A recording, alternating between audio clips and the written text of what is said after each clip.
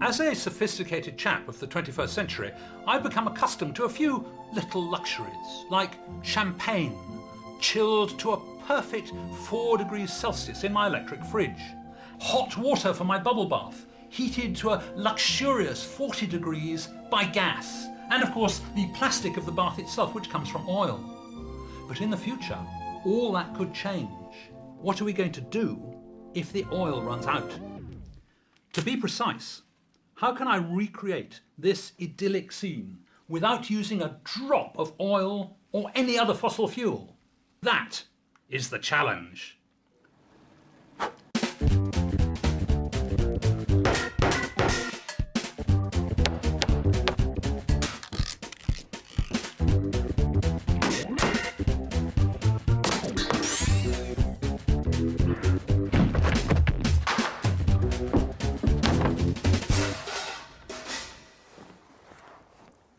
So, my challenge, thank you very much. I should hope so too.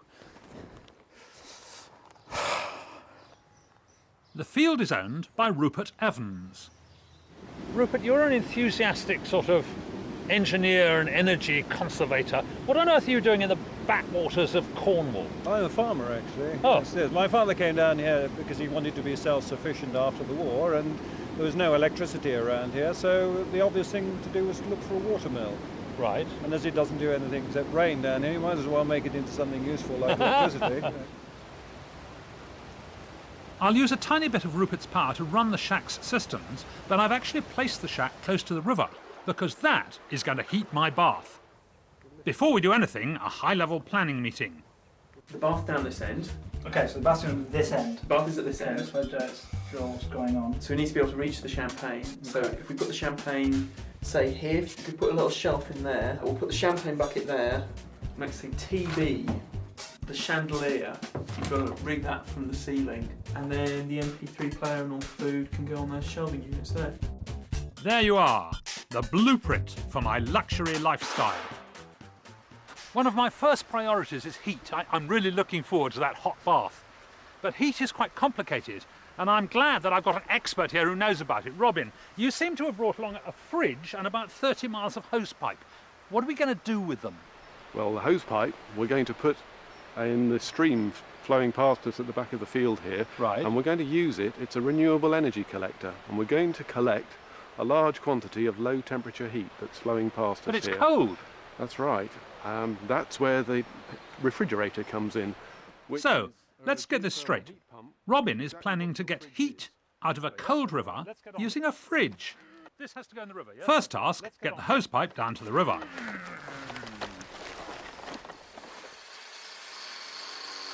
We're using some quite fancy technology, but I've come across some wonderful machines you could easily try yourself.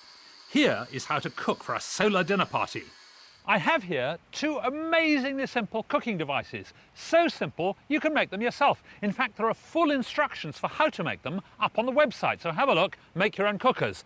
This one is a sausage sizzler. You'll see there's a piece of reflective card here, bent into the shape of a parabola and kept there in this cardboard box. And that means that all the rays of the sun that fall in the box are focused onto that hapless sausage in the middle.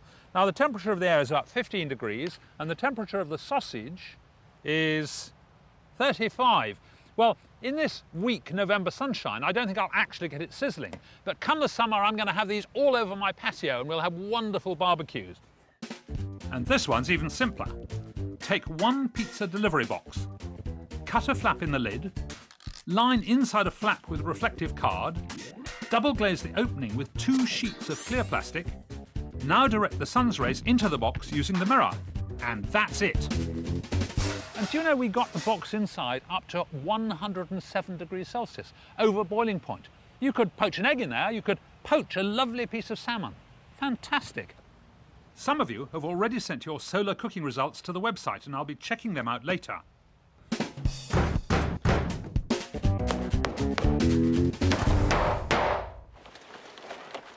Back at the river, Robin and Chris have got the hosepipe down to the bank and are wrestling with the ends that'll connect to the shack. This is clearly going to take some time. To heat up the water for my bath, I'm going to extract heat out of the river by using a heat pump. Now that sounds very complicated, but actually we've all got heat pumps in our kitchens. They're called fridges. And the way a fridge works, it keeps your food fresh by pumping the heat out of the inside to the outside and dumping it to the atmosphere via this grid at the back. So when it's cool inside, this gets quite hot. You can feel it. In fact, be careful, because it can get very hot indeed. And that is how I'm going to heat up water for my bath. Time to investigate the power station.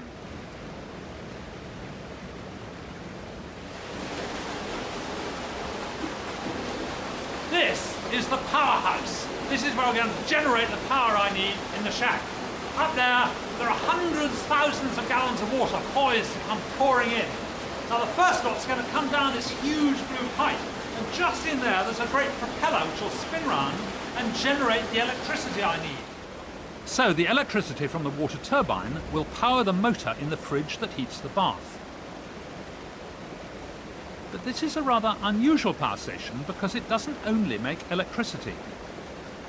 Here is another great pipe, and when we open the sluice gates, the water will come zooming through, drive another propeller, drive this wheel here, and that will spin this round. And this is an air compressor. We'll generate compressed air out of here, and we'll have pneumatic power going down to the shack. Pneumatic power is used to drive all sorts of machines in industry. There's no reason we shouldn't use it domestically as well. Okay, open the sluice gates.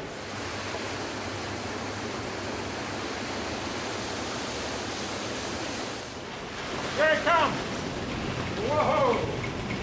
Hey, look, it's spinning round. There's air puffing out of there quite hard. That's terrific. Before he can chuck the pipes into the river, Robin has to fill them with water, which will circulate around, carrying heat to the shack and cold back to the river. If you buy one of these systems for your house, the pipe can be buried in the earth and will work just as well, but we haven't got time for that today.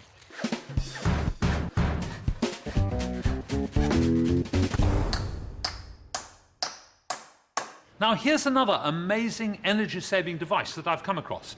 It's an electric cooker. But unlike most electric cookers, which use 2 or 3 kilowatts, that's 2,000 or 3,000 watts, this one runs on a 100-watt light bulb. That's 20 or 30 times less power than a conventional cooker. This is how we do it. Here we've got 10 steel plates with a cunningly cut slot, and the light bulb just fits in there like that. And then there are some more steel plates, again with cunningly cut slots that just fit round it. Now normally, light bulbs generate a fair amount of heat, but most of it just goes to warm up the air on your sitting room ceiling.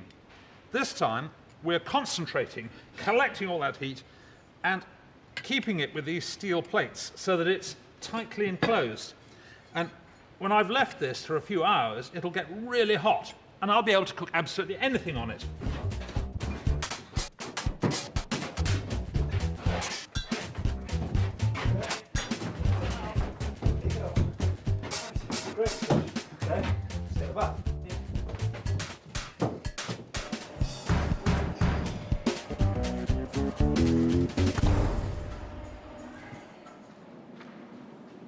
What I really want for my luxury shack is a widescreen telly, but I don't want to burn any more oil for electricity, so I'm going to try using muscle power. Oh, that's quite enough of that. I think what I need is a bit of telly. Now, if you could start pedalling, please.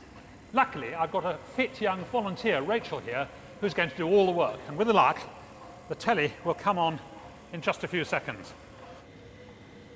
There we are. Terrific. We've got telly. Now, let me show you what she's doing. She's pedaling this exercise bike, and the silver wheel here is turning the orange wheel here, and this is a generator generating electricity going down these wires through a regulator, and then to an inverter here to turn it into alternating current, which is going up here to run the telly. What a handsome devil. Is it hard work? Yes. It is it? All right, well, let me give you a bit of a rest. I want to see whether I can do it. So if you'd hop off. Thank you very much indeed. That was terrific. Great. Now, I don't think I'll start with the telly because that did look like hard work, but I think I'll start and see if I can get the light to work. Look at that!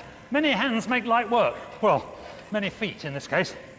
And it'd be nice to have a little bit of cooling fan. Oh, that feels like harder work. Maybe I have to put more juice in, but I've got a lovely blast of cool air, which feels very pleasant. Now, a light bulb uses about 50 calories an hour in food terms. A fan uses 90 calories, but the telly uses 170 calories an hour, so you'd have to eat a heavy meal for every hour you watch. There, fantastic. I got the telly running, but although it's fascinating, I'm getting really quite exhausted, so I think I'll switch that off and go and have a nice bubble bath and a long, cold drink.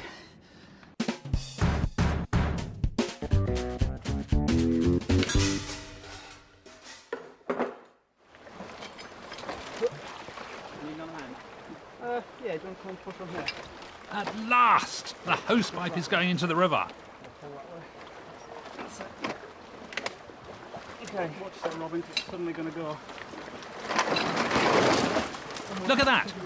Chris is actually prepared to fall into the river just so that I can get a hot bath. What dedication. But I'm sure it's all worthwhile.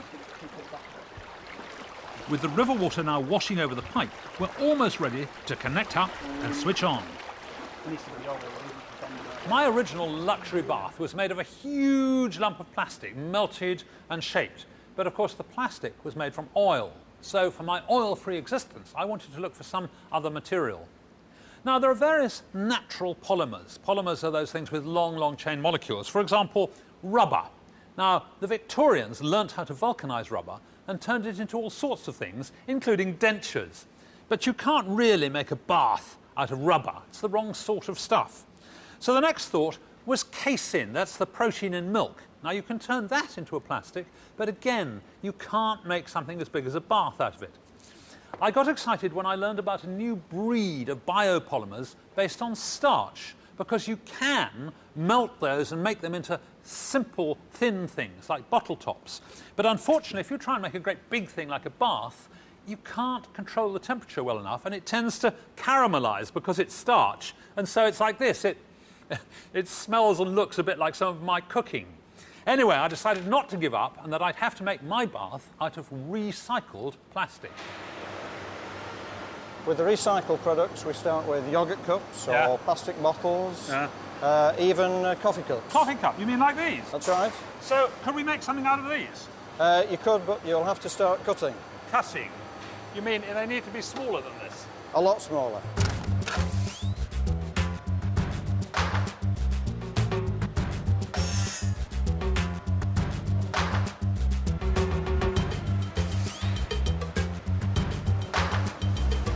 Right, Bill. All right, Adam. I've cut up my coffee cups. Good. What should I do with them?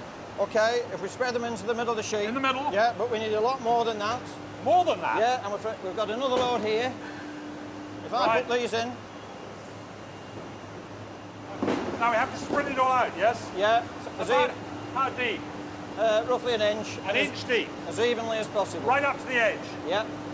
What happens next? OK, we've got the aluminium sheet on top, and then the whole lot goes into the press. Goes in for a heating and high pressure cycle.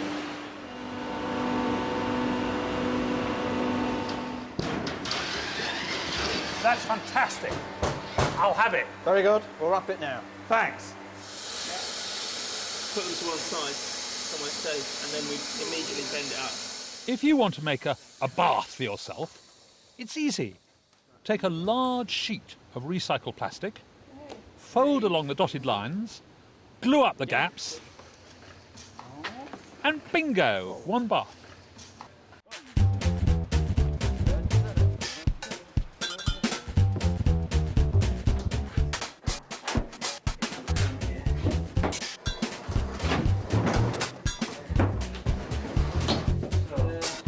Yeah, I can get my hand under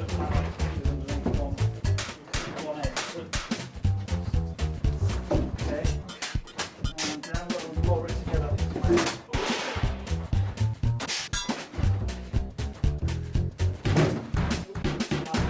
Ah, it's on my foot.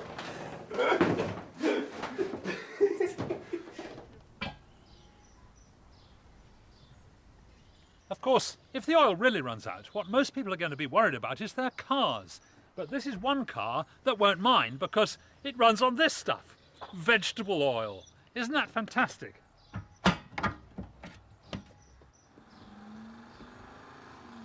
Ian, you're running this car on vegetable oil. That's right. Is this the same as I put my food in? That's exactly the same stuff. You buy that straight off the supermarket shelf. Isn't it much more expensive than diesel? No, the plain oil is much cheaper than diesel, but you pay road duty on the fuel when you use it in vehicles. So you pay around 45 pence a litre at the moment just to use it as a road fuel. Could anyone convert to running on veg oil?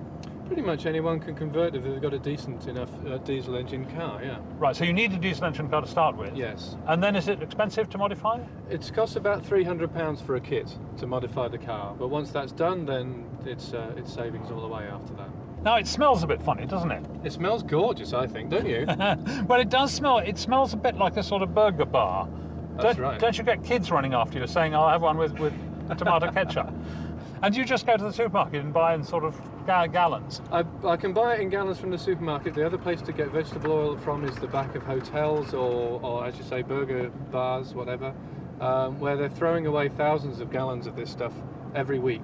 Well, the used stuff, you mean? The used stuff. With bits of chips in it? Yeah, so long as you filter out all the bits and pieces, then you can feed it into the engine just the same as clean oil. Really? Yeah. Oh, it sounds wonderful. Everyone should have one. One thing I really do need in the shack tonight is light, so I can see what I'm doing. And light needs electricity. Now, most electricity is generated by turbines spinning in power stations, but there is a simpler way. When the sun shines directly on these solar panels, it hits the selenium and is converted directly into electricity. Each of these 2 panels is giving me about 12 volts.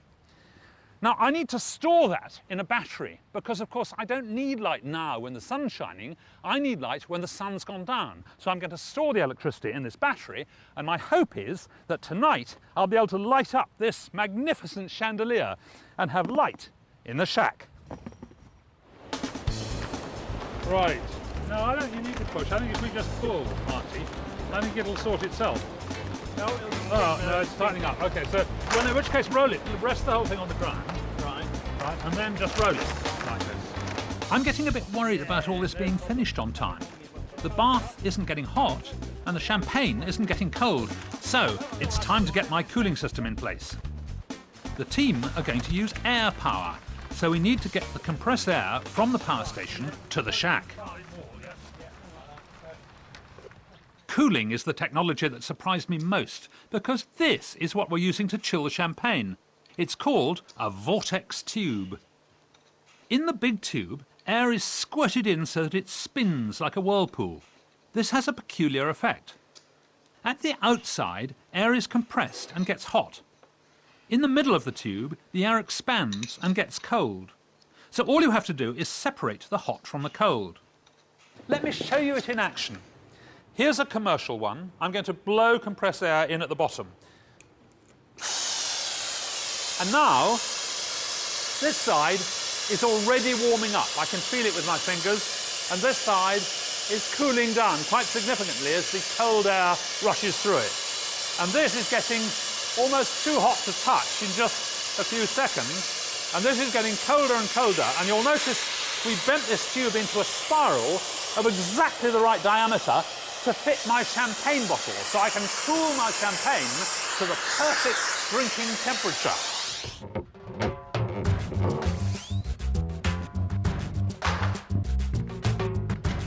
At last, something's working. Linda connects the champagne cooler to the Vortex tube.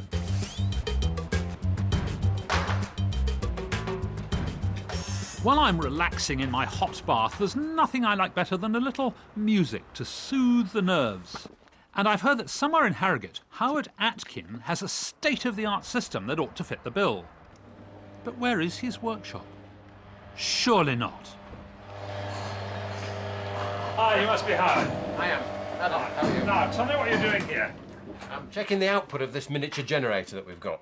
OK, so this is like the old wind-up radio.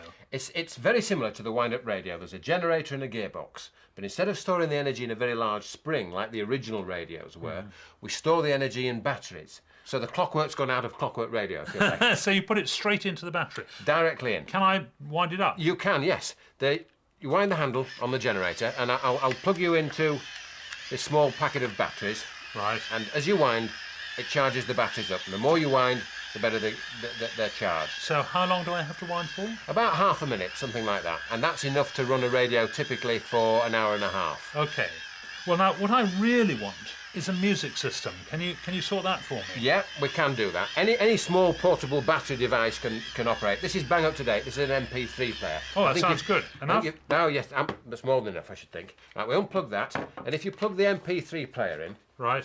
Like that. There you go. This is a standard MP3 player, except that we've taken the batteries out, and they're plugged directly into here. I'll switch it on for you. Can't hear a thing. Oh. No, there's a good reason for that. Oh. Lovely. How long would that run for? That will run for 5 hours. 5 hours? On a 30-second wind? Absolutely, yes. That's amazing. I don't suppose you can manage speakers, can you? Yeah, I think we can, yes. Right, so this just plugs in the same place, does it? Exactly the same place.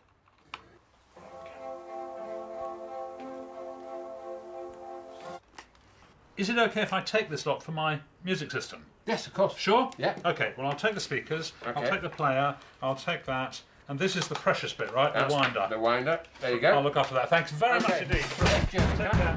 Bye.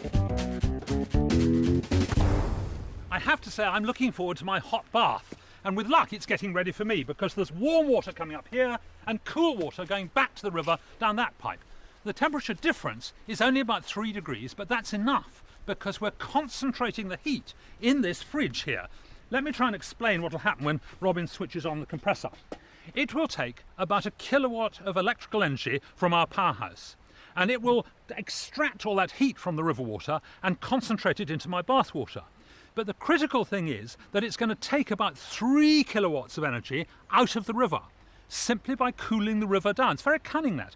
Warm water comes up from the river, slightly cooler water goes back. We're slightly cooling the river, and because that's thousands of gallons and we're concentrating that heat into only about 10 gallons for my bath, with luck my bath water will come up to 40, even 45 degrees.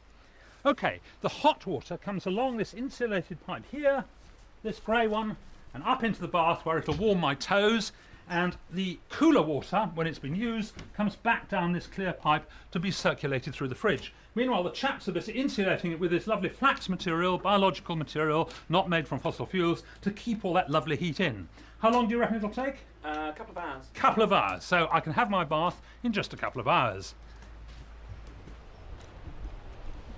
Now, on that solar barbecue, we've had some results in from the website. Here are John and Sam in Sydney, Australia. They've made a pizza cooker using instructions from the website. They've tried cooking eggs and swordfish steaks.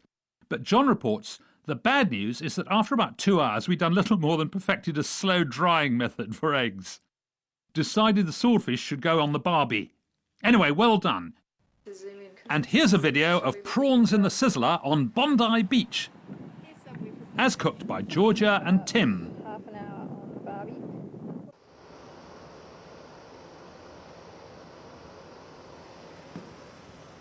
To cook my vol au vents, I thought I'd use some chemistry. And the reaction here is called the Thermite reaction. It generates an enormous amount of heat, and you get molten iron dropping out of the bottom.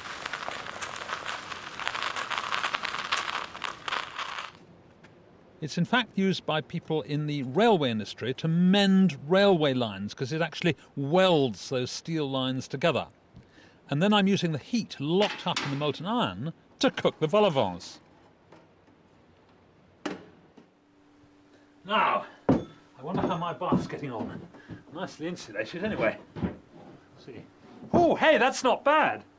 I'd like it a bit hotter than that, but it's okay. 27 degrees.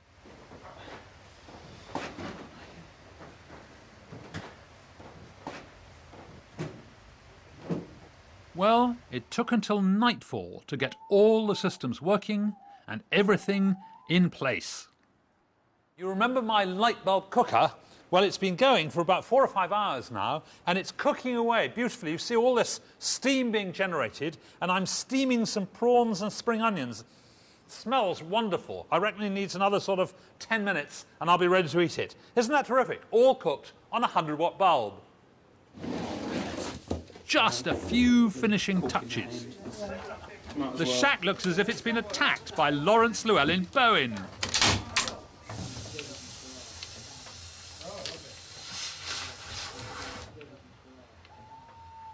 Now, before I actually get into this bath, I've just got to do a couple of things. First of all, switch on my wonderful chandelier here.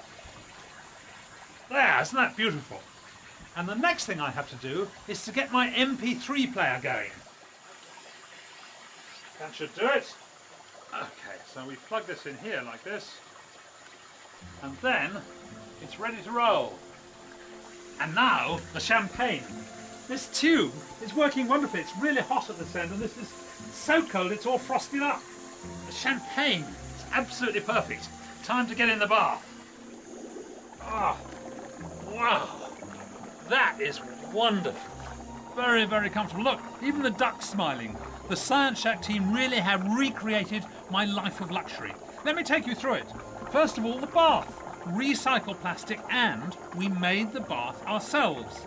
Second, the hot water. It's very, very comfortable. We actually turned it off when the water got to 40, and it's probably just below that, but extremely pleasant. Just how I like it.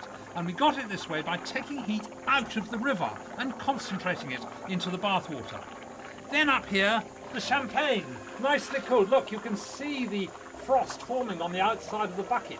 It'll be perfect in there. And what's more, from that Vortex tube, we're taking the hot air through this green and white pipe down here, into here, and making bubbles. Look, if I left it there, you can see the bubbles actually forming.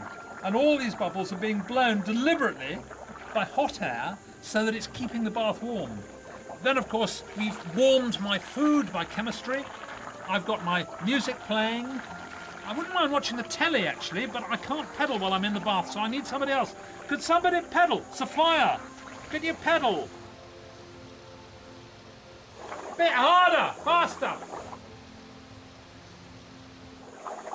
There! We've got the telly as well. That's terrific. I think the time has come to open the champagne. Lovely. Lovely. Oh. Terrific. Perfect. Just right.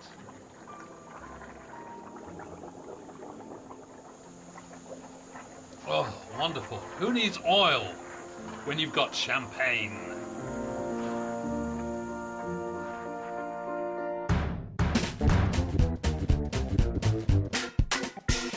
If you have a science question, a team of boffins from the Open University is standing by. Just visit the website on bbc.co.uk/science/scienceshack.